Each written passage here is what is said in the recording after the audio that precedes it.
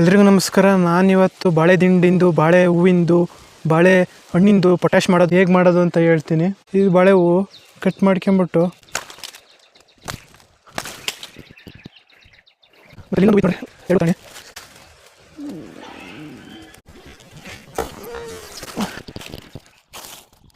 ಎರಡೂ ತಗೊಂಡಿದ್ದೀನಿ.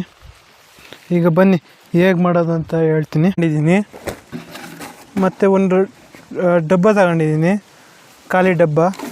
ಹಾಗೆ ಪೇಪರು, ಒಂದು ಸ್ವಲ್ಪ ಬೆಲ್ಲ ತಗೊಂಡಿದ್ದೀನಿ. ಬಾಳೆ ಹೂವನ್ನ ಕಟ್ ಮಾಡ್ಕೊಬೇಕು, ಸಣ್ಣದಾಗಿ ಕಟ್ ಮಾಡ್ಕೊಬೇಕು ಬಾಳೆ ಹೂವನ್ನ.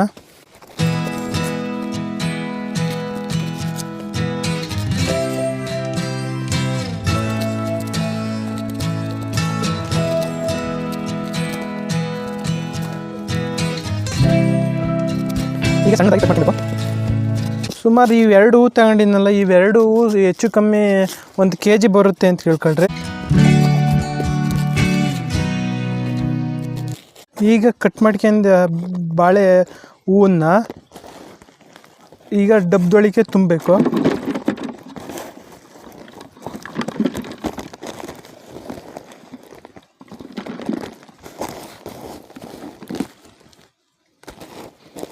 ನಿಮಗೆ ಎಷ್ಟಾಗುತ್ತೆ ಅಷ್ಟು, 1 kgನಾರ ತಗೊಳ್ಳಿ, 2 kg ಹೂವಾರ ತಗೊಳ್ರಿ. 1 kg ಹೂವು ತಗೊಂಡ್ರೆ 1 kg ಬೆಲ್ಲ ಹಾಕಿ, 2 kg ಹೂವು ತಗೊಂಡ್ರೆ 2 kg ಬೆಲ್ಲ ಹಾಕಿ.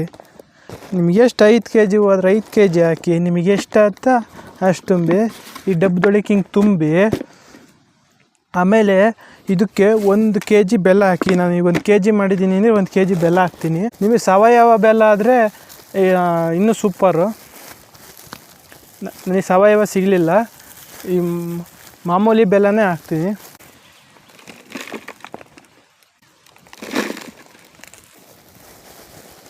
ಸ್ವಲ್ಪ ಹೆಚ್ಚು ಕಮ್ಮಿ ಆದರೂ ನಡೀತೈತೆ, ಏನಾಗಲ್ಲ. ಈ ಪೇಪರನ್ನ ತಗೊಂಡು ಮುಚ್ಚುಳ್ಕಿನ ಮುಚ್ಚಬಾರ್ದು, ಹಂಗೆ ತೆಗೆದು ಇಡಬಾರ್ದು. ಅದಕ್ಕೆ ಗಾಳಿ ಆಡಬೇಕು ಅಂತ ಸ್ವಲ್ಪ ಒಂದು ಪೇಪರ್ ತೊಗೊಬೇಕು. ಪೇಪರ್ ಮುಚ್ಚಿ ಈ ದಾರ ಇರುತ್ತಲ್ಲ, ದಾರನ ಹಿಂಗೆ ಕಟ್ಟಿಬಿಡ್ಬೇಕು. ಈ ಸಂದಿಂದ ಇರುತ್ತಲ್ಲ, ಈ ಸಂದಿಂದ ಗಾಳಿ ಆಡ್ಕೊಂಡು ಎಷ್ಟು ಬೇಕು ಅಷ್ಟು ಗಾಳಿ ತಗೊಂಡು ಇದು ರೆಡಿ ಆಯಿತು. ಇದನ್ನು 15 ದಿವಸ ಬಿಡಬೇಕು. ಹಿಂಗೆ ಮಾಡಿ 15 ದಿವಸ ಬಿಟ್ಟು, ಆಮೇಲೆ ನಿಮ್ದು ಯಾವುದೇ ಬೆಳೆ ಇದ್ದರೂ, ಟೊಮೊಟೊ, ಈರುಳ್ಳಿ, ಯಾವ ತರಕಾರಿ ಬೆಳೆಗಾರು ಅಷ್ಟೇ, ಯಾವುದಕ್ಕಾರು ಆಯಿತು, ತರಕಾರಿ ಬೆಳೆಗೆ 1 ಲೀಟ್ರಿಗೆ 2 ml ಅಂತ ಹಾಕ್ಕೊಬೇಕು. ಇದು ಪವರ್ ಇರೋದ್ರಿಂದ. ಏನಾರ ಬೇರೆ ದಾಳಿಂಬೆ, ಪಪ್ಪಾಯ ಇವಕ್ಕೆಲ್ಲ 1 ಲೀಟ್ರಿಗೆ 5 ml 10 ml ಅನ್ನು ಹಾಕ್ಕೊಂಡು ಬಿಡ್ಬೋದು ಜ್ಯೂಸನ್ನ. ಇದು ಬಾಳೆ ಹೂವಿಂದ ಆಯಿತು. ಬಾಳೆ ಹಣ್ಣಿಂದ ಏನಪ್ಪ ಅಂದರೆ, ಬಾಳೆಹಣ್ಣು ಕೊಳ್ತಿರುತ್ತಲ್ಲ, ಆ ಕೊಳ್ತಿರೋ ಹಣ್ಣನ್ನು 1 kg ಹಣ್ಣನ್ನು ಕಿವುಚಾರ ಆಯಿತು, ಇಲ್ಲ ಕಟ್ ಮಾಡಾರ ಆಯಿತು, ಹೀಗೆ ಒಂದು ಡಬ್ಬಿಯಲ್ಲಿ ಹಾಕಿ, ಅದಕ್ಕೆ 1 kg ಇಲ್ಲ 1 kg ಬಾಳೆಹಣ್ಣು ಇದ್ದರೆ 1 kg ತೊಗೊಳ್ಳಿ, 2 kg ಬಾಳೆಹಣ್ಣು ಇದ್ದರೆ 2 kg ಬೆಲ್ಲ ತೊಗೊಂಡು ಅದನ್ನೂ ಈ ಥರ 15 ದಿವಸ ಬಿಟ್ಟು ನಿಮ್ಮ ಬೆಳೆಗಳಿಗೆ ಹಾಕಿದರೆ ಇನ್ನೂ ಸೂಪರಾಗಿ ಬರುತ್ತೆ. ಸಾವಯವ ಪೊಟ್ಯಾಶ್ ರೆಡಿ ಆಗುತ್ತೆ.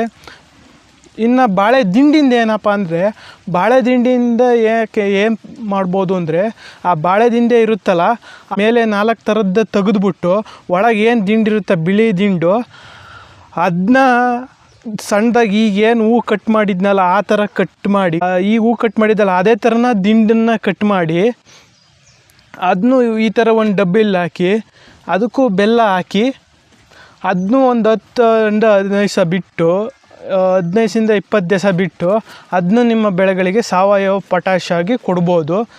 ಸುಮಾರು ಈ ಬಾಳೆಯಲ್ಲಿ ತುಂಬ ಪೊಟ್ಯಾಶ್ ಮಾಡ್ಬೋದು, ಸಾವಯವ ಪೊಟ್ಯಾಶು. ವಿಡಿಯೋ ನೋಡ್ತಾಯಿರಿ, ಸಬ್ಸ್ಕ್ರೈಬ್ ಮಾಡಿ, ಸಪೋರ್ಟ್ ಮಾಡಿ ಅಂತ ಕೇಳ್ಕೊತಿದ್ದೀನಿ.